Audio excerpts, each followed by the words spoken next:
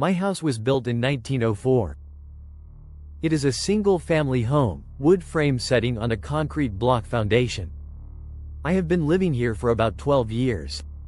Of all the weird things that my siblings and me have seen or heard in this house, this one event is my favorite.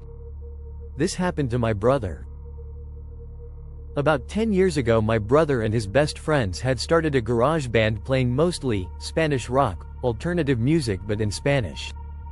His friends could only get together on Sunday afternoons. They would practice into the early evening. They would usually call it quits by 8 p.m. This was the time I usually showed up and went to bed, 'cause I worked the graveyard shift. This happened in late fall, so the days were getting shorter. They had just finished a long session when the decision to head to someone else's house came about. My brother handed his car keys to his buddy so they could load up the equipment. Everyone had filed out of the basement. The tricky part was that they needed to walk all the way to the back of the basement, up the back stairs, through the kitchen doorway, down the hall into the living room and out into the front porch. Everyone was outside sitting in my brother's truck waiting for him.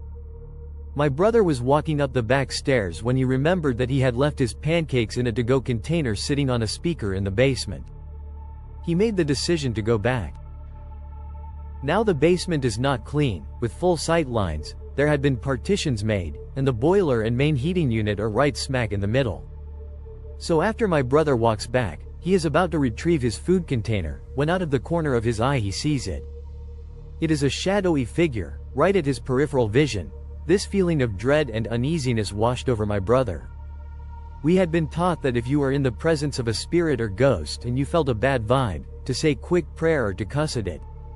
My brother chose the latter. He basically just told it, "Hey, fuck you. I don't have time for this shit."